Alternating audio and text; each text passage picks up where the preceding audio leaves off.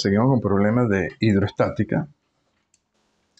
Aquí nos dicen que se construye una presa homogénea, de modo que su sección recta es un triángulo rectángulo de 3 metros de grueso en la base y 4 metros de altura. La presa tiene una longitud de 12 metros y el agua llega hasta su parte superior. ¿Cuál es la fuerza total ejercida por el agua sobre la presa? ¿Y cuál es el momento de vuelco alrededor de un eje que pasa ejercido por el agua y halla la profundidad por debajo de la superficie del agua, a la que habría que aplicarle una sola fuerza, es decir, una fuerza equivalente del mismo valor que la que el agua ejerce sobre la presa para producir el momento de vuelco? Y luego halla la densidad mínima que debe tener el material de la presa si ha de resistir el vuelco a la que se ve sometida por acción del agua. A ver, ahora tenemos una presa con esta forma geométrica. Entonces el procedimiento es igual, solo que estamos tratando con una forma geométrica en particular. De nuevo, el diferencial de fuerza es el diferencial de área por la presión, que es la gravedad por la profundidad, con ρ igual a 1. El área que está aplicando cada diferencial de fuerza es dy por el grosor, que es 12 metros. Y bueno, la fuerza se halla integrando y entre 0 y 4, que es la profundidad máxima. Así que nos da 12G por 8, 940.800 newton.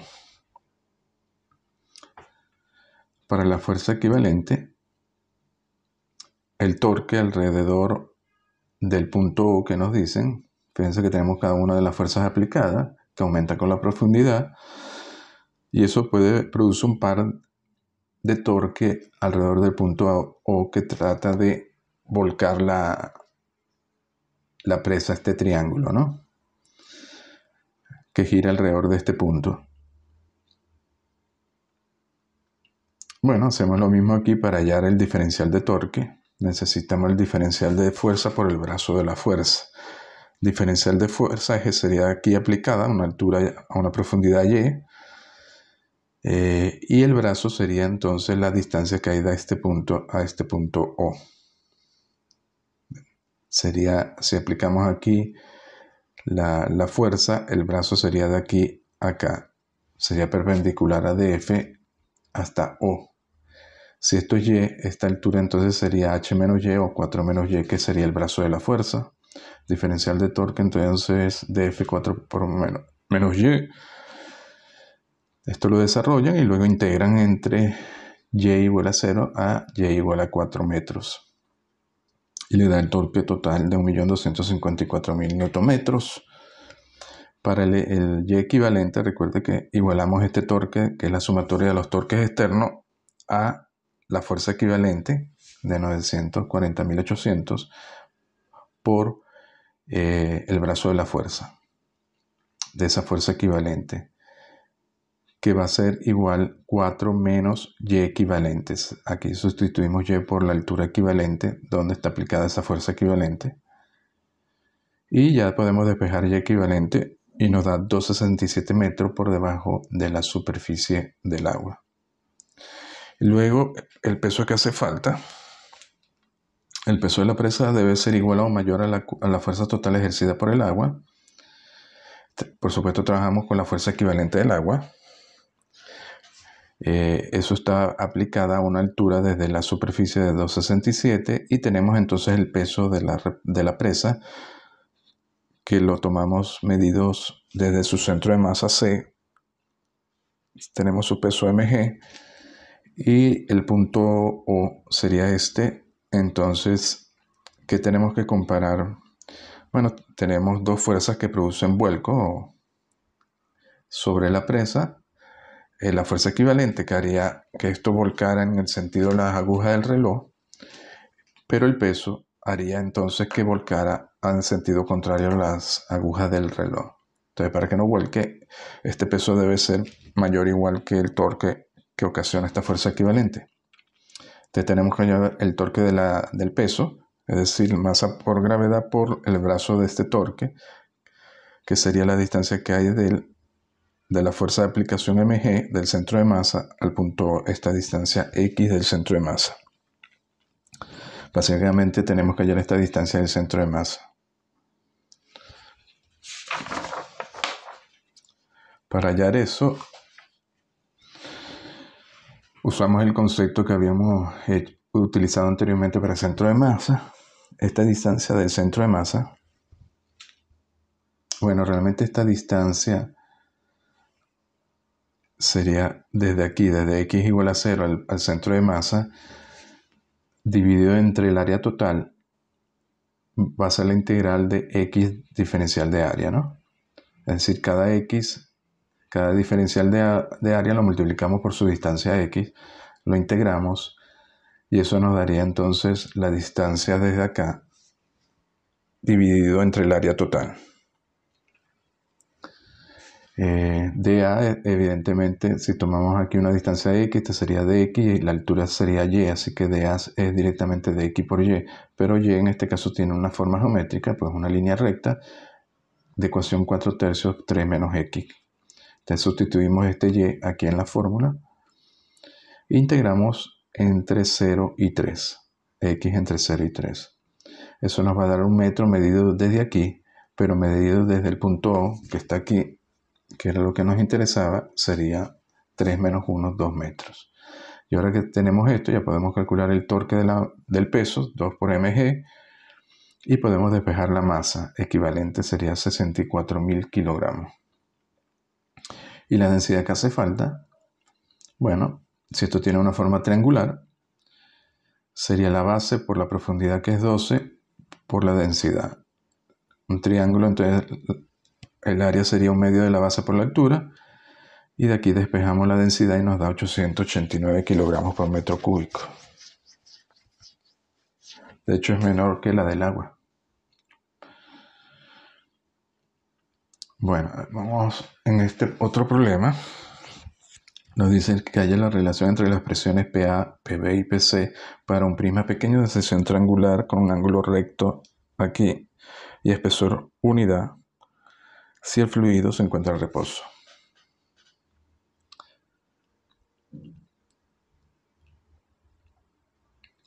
Entonces, bueno, evidentemente sobre cada uno de estos lados del prisma va a actuar una fuerza. Si lo llamamos A, B y C, estos lados, aquí habrá una fuerza PA perpendicular a A, PB perpendicular a B y PC perpendicular a C. Para hallar la fuerza,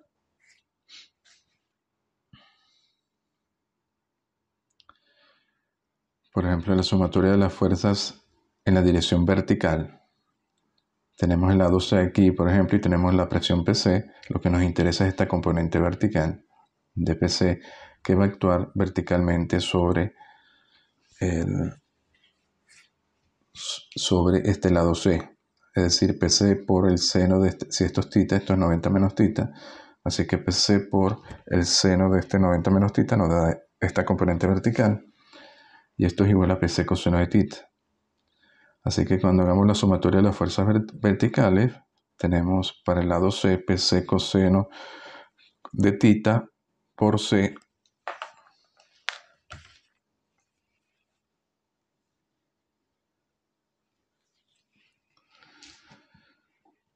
y eso tiene que ser igual a, fíjense que PB actúa en la forma horizontal, así que no interviene. PC tiene una componente vertical y se compara con PA, que tiene la otra componente vertical. Y las fuerzas de PA es directamente PA por A, porque PA es directamente perpendicular a A.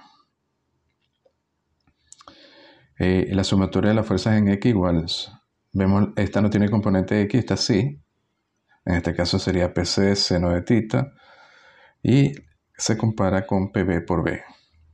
Tiene que ser iguales porque están en equilibrio, es decir, este prisma no se movería dentro de este fluido.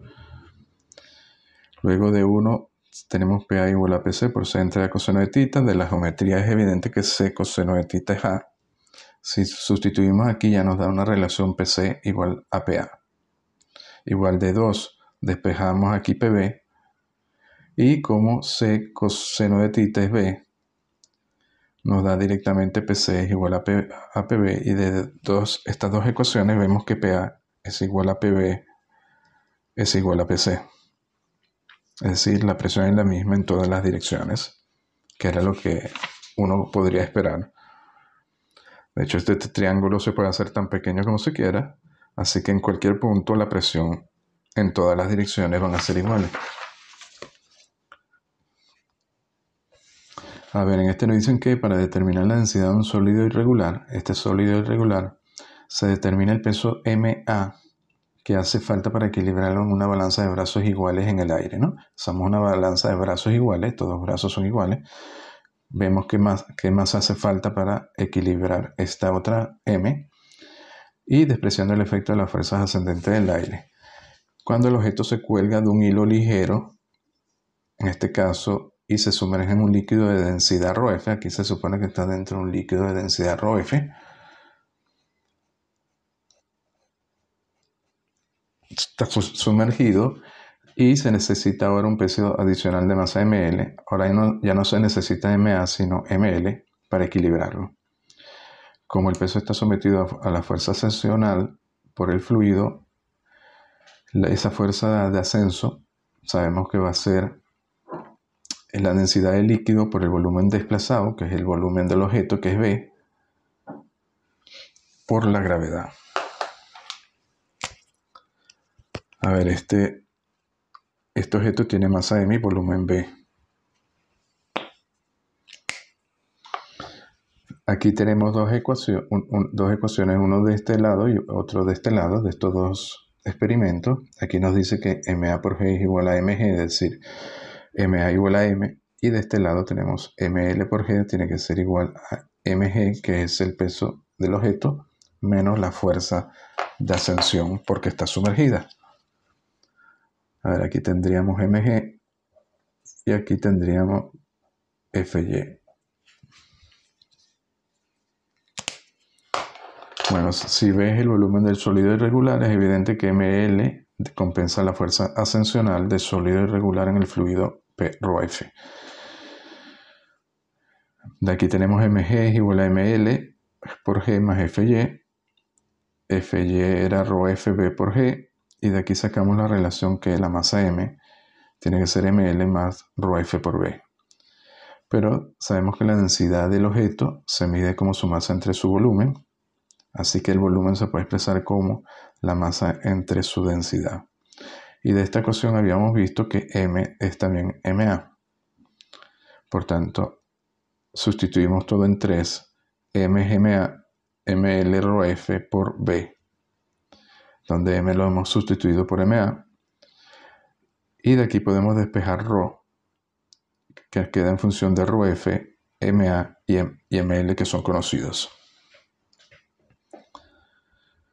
Y bueno, MA menos ML es una cantidad conocida de masa, lo llamamos delta M, y nos quedaría de esta forma la fórmula, donde delta M, al ser MA menos ML, fíjense que en este caso realmente ML tiene que ser menor que MA porque hay una fuerza hacia arriba, así que delta M va a ser la pérdida de peso aparente del objeto sumergido en un líquido de densidad ρf.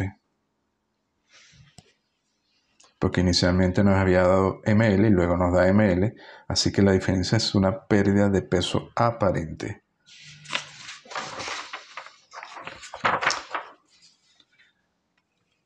Bueno, este ejercicio es parecido, solo que se complica un poco porque nos dicen que ahora la ecuación para la densidad de un objeto irregular y que obtengamos la ecuación de la densidad del objeto irregular, pero ahora incluir la corrección para la densidad del aire.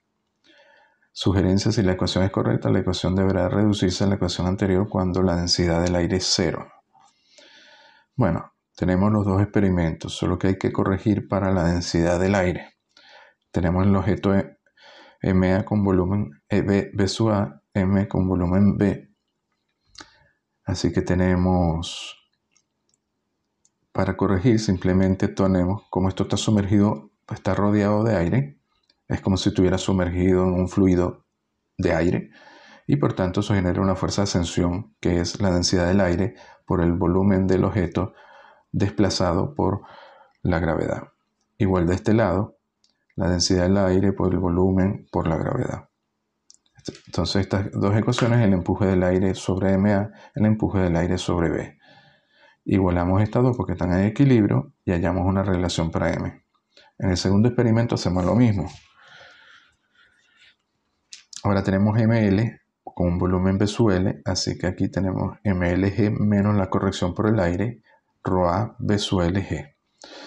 Pero de este lado hay que tener cuidado porque el objeto está sumergido en un líquido ρF, es decir, el aire no lo afecta. La corrección entonces tiene que ser, tomar en cuenta la densidad ρF del líquido, porque realmente él siente el empuje del líquido, porque no está sumergido en el aire, sino en el líquido en este momento. Entonces tenemos que tomar en cuenta ρF menos el volumen B por la gravedad. De nuevo despejamos M y tenemos otra ecuación, y ahora con estas dos ecuaciones las igualamos. Nos queda esta última ecuación. Luego sabemos que el volumen es la masa entre ρ, lo sustituimos aquí y ya podemos despejar entonces ρ. Y nos queda en función de ρF, ρA. Nos queda en función de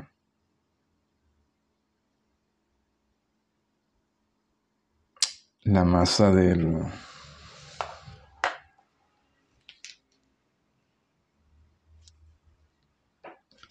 M, MA y ML. Esto sería, bueno, ajustándolo por ρA, y nos decían que, bueno, hiciéramos ρA igual a 0 para llegar a la ecuación anterior.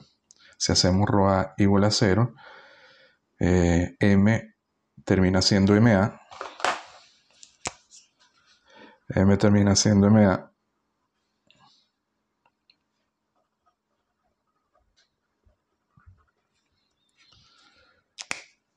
Esto se va a quedar ρF MA entre MA menos ML, que era delta M, y obtenemos la ecuación anterior.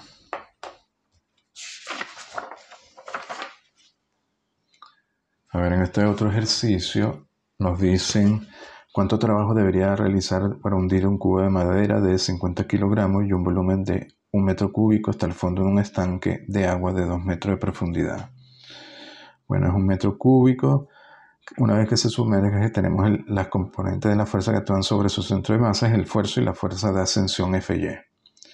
Y aquí se aplica la fuerza F porque tenemos que hundirlo. La ecuación de equilibrio,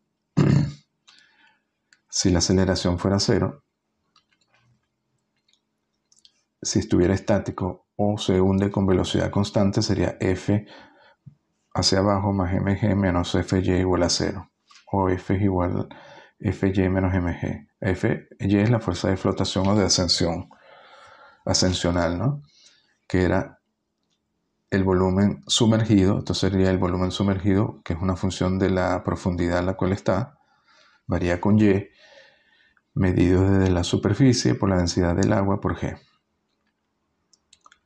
Entonces, claro, la fuerza ascensional varía con la distancia sumergida Y.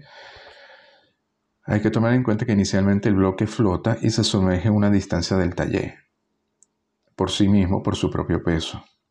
Entonces la fuerza inicial va a ser 0, no hace falta aplicar una fuerza, sino que es su propio peso. Y la fuerza final es la fuerza cuando el bloque está totalmente sumergido. Una vez que está totalmente sumergido, su volumen sumergido se hace constante, que es el volumen de 1 metro cúbico. Entonces, si el volumen es constante, Fy es constante, esto es constante, la fuerza que hace falta para mantenerla hundida ahora es constante. De hecho, es Fy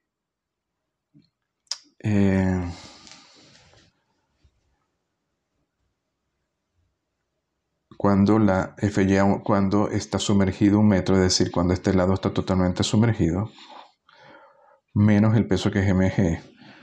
La fuerza ascensional va a ser simplemente el volumen del cubo, que va a ser constante, 1 metro cúbico por la densidad del agua por G, menos el peso que es 50 kilos por G.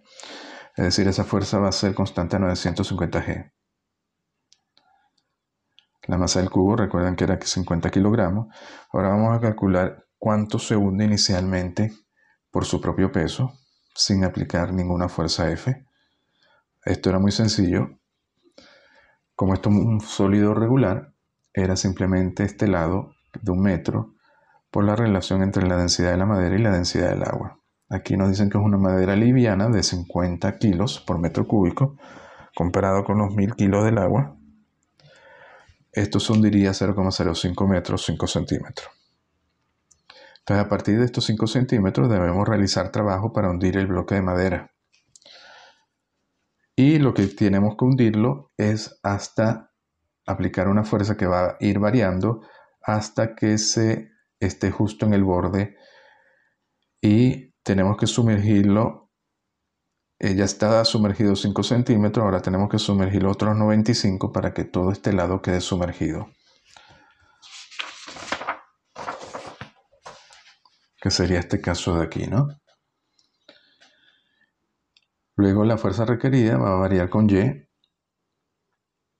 El volumen sumergido a una distancia Y, cuando tenga una distancia Y sumergida, va a ser lógicamente esta Y por 1, por la profundidad que también es 1, es decir, Y metro cúbico. Y la fuerza que hace falta para mantenerlo sumergido es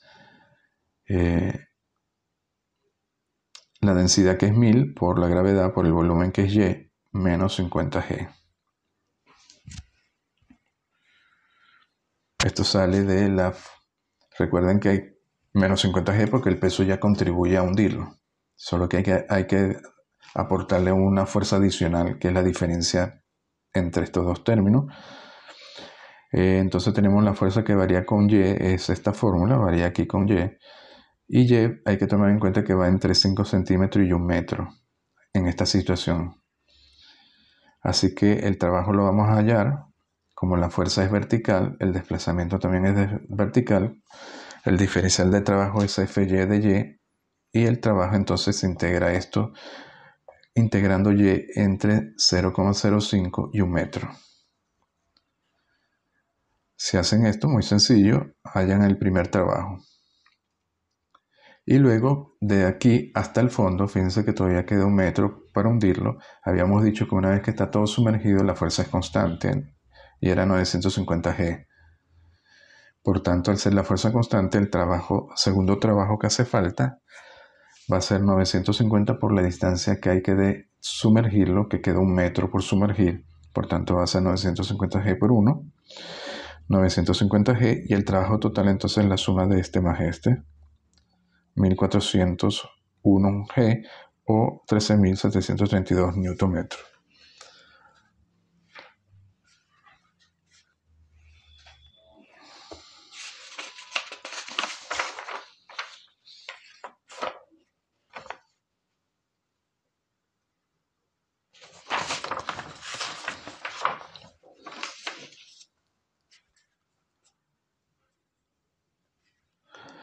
Bueno, aquí tenemos otro problema. Nos dice que una esfera de latón de 1 centímetro de radio y 8,4 gramos por centímetro cúbico de densidad se deja caer desde la superficie del agua en un tanque de agua de 8 metros de profundidad. Despreciando el rozamiento, hay el tiempo necesario para que la esfera llegue al fondo. Bueno, la esfera es muy pequeña en relación, porque la esfera es 1 centímetro en relación al recorrido de 8 metros hacia el fondo, por lo que inicialmente omitimos el tiempo para que se hunda en su totalidad la esfera, y luego calculamos el tiempo para que toque el fondo, ¿no? Básicamente, si tenemos ya la esfera hundida aquí, los cálculos son más fáciles, porque como ya todo su volumen está sumergido, la fuerza que hace falta va a ser constante.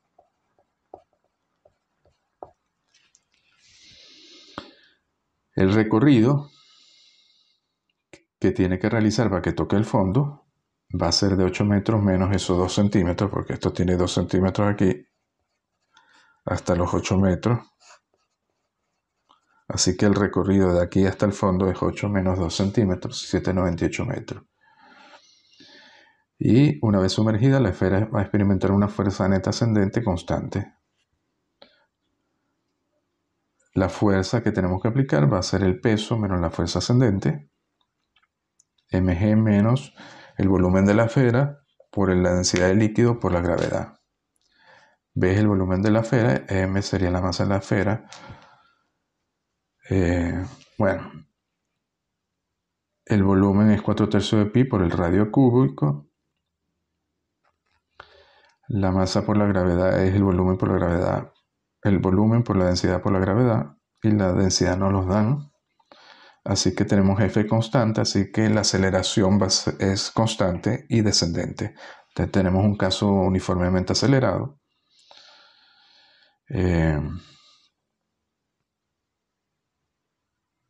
Luego tenemos que la masa mg entre la fuerza ascendente va a ser igual a ρ entre ρl. Luego de 1 aquí tenemos entonces que la aceleración, esta fuerza que es masa por aceleración, despejamos la aceleración y dividiendo entre m, nos quedaría g menos ρl por el volumen por g entre m. Aquí nos queda entonces g menos ρl. Recuerden que m entre b es ρ, así que nos queda menos ρl entre ρ por g. Así que la aceleración constante va a ser g por 1 menos ρl entre ρ. Bueno, esto lo sustituimos los valores. 9,8, ρl es 1 porque es agua, ρ nos lo dan y nos da 8,63 metros por segundo cuadrado, y simplemente de la fórmula de movimiento uniformemente acelerado, la distancia final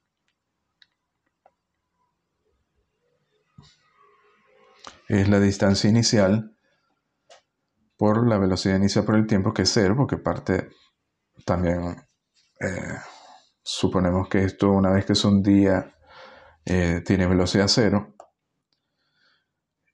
más un medio de la aceleración por el tiempo cuadrado. Y de aquí simplemente despejamos el tiempo cuadrado. Y0 es 2 centímetros y la aceleración la habíamos calculado. Y al final nos da 1,36 segundos. Bueno, lo dejamos hasta aquí.